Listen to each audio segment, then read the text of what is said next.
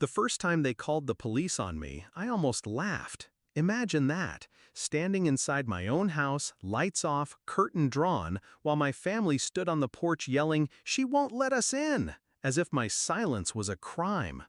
The officers left when I showed them the deed. But the message was clear. My blood relatives saw my house not as mine, but as theirs. That was the night I stopped being their doormat. It hadn't always been this way. When I bought the house, keys trembling in my hand, I invited them in with pride. My first place, my sanctuary. I thought family would celebrate with me. And they did, at first. Cookouts on the weekends, sleepovers just for fun. But soon, their visits weren't invitations. They were expectations. We were just in the area. That was their excuse every Saturday. My living room became their lounge, my fridge their pantry, my time their entitlement. The first betrayal wasn't loud. It was a slow invasion. I noticed it in the details. My towels missing, cabinets rearranged, receipts for groceries I never ate. One afternoon, I came home early. My cousin's car sat in the driveway. Music thumped inside. When I opened the door, my own relatives froze mid-laugh, drinks in hand, as if I was the intruder. I didn't explode. I walked out, locked the door, and stood on the sidewalk until they filed past me one by one. None apologized. That was the day I realized they weren't visiting anymore. They were claiming. I kept quiet, observed. When I didn't open the door one weekend, they called the police. When the police left empty-handed, my family doubled down. "You're selfish," they spat. "You think you're better than us." That night, I made my decision. I wouldn't scream. I wouldn't beg. I would take everything back. Clean, precise, legal. The plan took weeks. Step 1, I rented the house to strangers. A corporate lease, ironclad, signed in my name. Reliable tenants, steady payments. Cameras installed, locks replaced, passcodes updated. Step 2, I waited. I knew my family would show up again, arrogant as ever. I wanted them to. The day came. A Saturday, of course. I was parked down the street, watching.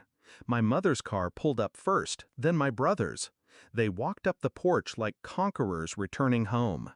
Knocked, rang the bell. No answer. Then, bold as ever, they tried the handle. But this time, the door swung open.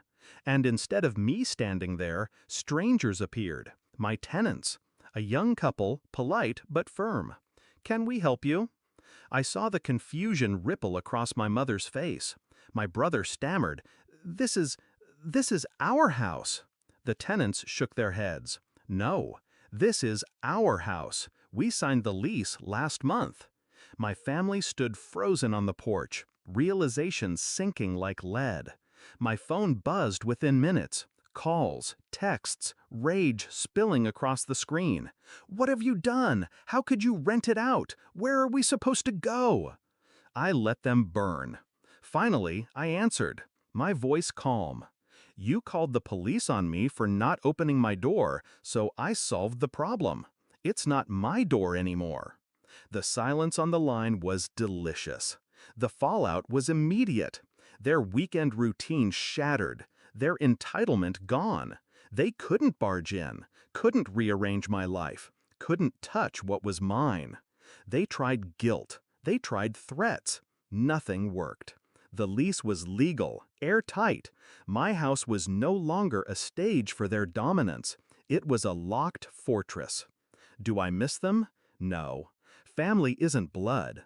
Family doesn't force themselves into your home, call the police when you set boundaries, treat you like a trespasser in your own life.